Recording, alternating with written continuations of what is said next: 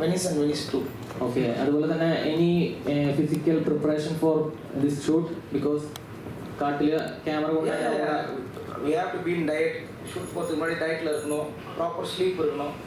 அதுக்கப்புறம் நம்ம வந்து ஆக்சுவலாக நாங்கள் இந்த ஷூட் ப்ரிப்பரேஷன் இந்த 4 இயர்ஸில் நாங்கள் என்டையர் நைட் தூங்க மாட்டோம். We will be working. ஏன்னா அப்போ தான் நம்ம திருப்பி ஷூட் அங்கே ஃபாரஸ்ட் டெரைனில் போகும்போது நம்ம அந்த நைட் லைஃப்பை பழக முடியுது. இல்லைனா பாடி டயர்ட் ஆகிடும். இவங்க வந்து பகலெல்லாம் ஷூட் பண்ணணும், டே ஃபுல்லாக ரெயின் இருக்கும், அதே நைட் ரெயின் இருக்காது, மிஸ்ட்டு கோல்டு இருக்கும், அதுலேயும் அவங்க ஒர்க் பண்ணணும். என்டையர் இன்பிட்வீன் 4 hours கேப் கிடைக்கும். அப்போ தான் நாங்கள் வந்து இவங்களும் ஆதரவு பொசிஷனை கவரேஜ் பண்ண முடியும்.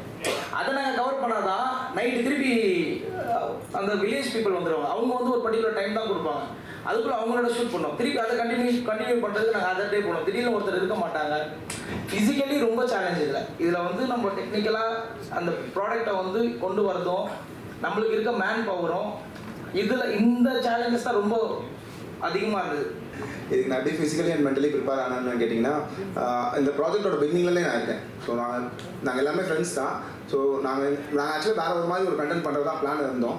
பட் எங்களுக்கு இந்த மாதிரி ஒரு இன்சிடென்ட்ஸ் நடக்குது, இந்த மாதிரி ஒன்று இன்னும் நிறைய பேருக்கு தெரியாமல் இருக்குது அப்படின்றதுனால ஸோ இந்த கதையவே நம்ம படமாக பண்ணலாம். ஸோ இது நிறைய அதை கேட்குறதுக்கு எங்களுக்குமே அது தெரியாது. ஸோ எல்லாருக்கும் தெரியப்படுத்தணும் தான் இந்த படம் பண்ணியிருக்கோம்.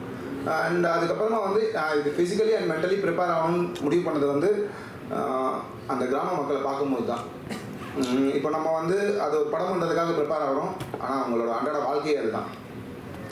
ஸோ ஒரு நாளும் எந்த பொருள் வேணுனாலும் அவங்க ஒரு 7 கிலோமீட்டர் 8 கிலோமீட்டர் ட்ரெக் பண்ணி அதுக்கப்புறம் வாங்கிட்டு திரும்ப அதை தூக்கிட்டு வர வேண்டியதாக இருக்குது. அது 30 கிலோவாக இருந்தாலும் சரி, 50 கிலோவாக இருந்தாலும் சரி. அந்த எம்எல்ஏ நடிச்சது நான் ப்ரொடியூசர். ஆக்சுவலாக ஆரஞ்சு மிட்டாய் ஒரு விஜய் சேதுபதி படம் வந்துருக்கலாம். ஆரஞ்சு மிட்டாய் விஜய் சேதுபதி ஓல்டு நடிச்சிருப்பார். இது ரெக்க ஒரு படம் பண்ணேன். விஜய் லக்ஷ்மண் கண்ணமான சாங் பெரிய ஹிட் ஆச்சு. அதுக்கப்புறம் ஐங்கிற நான் 4 படம் ப்ரொடியூஸ் பண்ணியிருக்கேன். இந்த மாதிரி ப்ரொடியூஸ் பண்ணிட்டு இருக்கும்போது எனக்கு ஃபஸ்ட்டு ஆரஞ்சு மிட்டாய் பண்ணும்போது ஒரு ஃபீல் கிடச்சிது. அதுக்கப்புறம் மேற்கு தொடர்ச்சி மலையில் படமும் நான் பண்ண வேண்டியது. ஆக்சுவலாக விஜய் சேதுபதி படம் சேர்த்து பண்ண வேண்டிய படம் நான் மிஸ் பண்ணிட்டேன்னொன்னே எனக்கு அந்த மாதிரி படம் கேட்டுகிட்டே இருக்கும்போது இவங்க வந்து என்கிட்ட வந்து ஆக்சுவலாக வந்து நான் ஸ்டார்ட் பண்ணணும் ஆசைப்பட்ட படம். ஆக்சுவலாக ஒரு ஸ்டேஜில் அந்த படம் ஆக்சுவலாக வந்து சொல்லுவாங்க அந்த படத்துக்கு பிள்ளையார் சொல்லி போடணும்னு சொல்லுவாங்கள்ல, அது மாதிரி பிள்ளையார் சொல்லி மாதிரி ஒரு பிள்ளையார் சொல்லி போட்டது வந்து அது வந்து எண்டில் வந்து முடிஞ்சிருச்சு.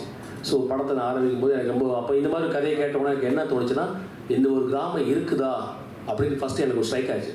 2020 வந்து 8 கிலோமீட்டர்ஸ்க்கு ஒரு ரோடு இல்லாமல் ஒரு கிராமம் இருக்கான்னு தெரியுது எனக்கு டவுட் இருக்குது. உடனே ரோடு அந்த ஊரை போய் பார்த்துட்டு சரி இந்த படம் நம்ம ட்ரை பண்ணுவோம்னு சொல்லிட்டு ஸ்டார்ட் பண்ணும்போது சில டிஃபிகல்ட்டிஸ்னால என்னால் கண்டினியூ பண்ணாமல் போச்சு எனக்கு.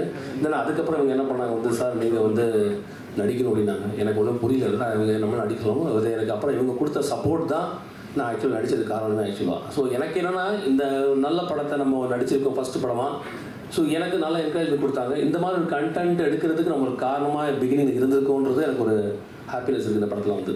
ஸோ அதில் எனக்கு ரொம்ப ஒரு ஃபீல் தான். ஏன்னா என் எல்லாமே இருக்குன்னா இந்த மாதிரி வில்லேஜ் இருக்குன்னு சொல்கிறது வந்து தெரியணும். இது வந்து ரோடு போடுவாங்க, ஏதாச்சும் ரோடு போட்டுருவாங்கன்னு கிடையாது. தாண்டி இப்படி ஒரு மக்கள்லாம் இன்னும் இருக்கிறாங்க, எல்லாருக்கும் பொதுவாக தெரிஞ்ச ஒரு சந்தோஷம் தானே. இப்படி பீப்புளெலாம் இருக்கிறாங்க, அவ்வளோ கஷ்டத்தில் வாழ்ந்துட்டு இருக்காங்க, நம்ம எவ்வளோ லக்ஸூரியஸாக வாழ்ந்துட்டு இருக்கோம் அப்படின்னு ஒரு ஃபீல் இருக்குல்ல, அதெல்லாம் தெரியறதுக்கு ஒரு வாய்ப்பாக இருந்தது. அதனால தான் நான் ரொம்ப சந்தோஷப்படுறேன். எனக்கு ஒரு புது எக்ஸ்பீரியன்ஸு.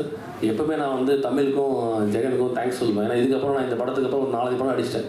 ஏன்னா எல்லாருமே இந்த படத்தை பார்த்து கேட்டாங்க. என்னோடய ஃபஸ்ட் படம் இது அது எம்எல்ஏ நடிக்கும்போது. ஸோ அதனால் எல்லாருமே இந்த படத்தை வந்து நல்லா ப்ரொமோட் பண்ணுங்கள். ஏன்னா எனக்கு தெரிஞ்சு நான் அதுக்கு ஆக்டராக பேச விரும்பல.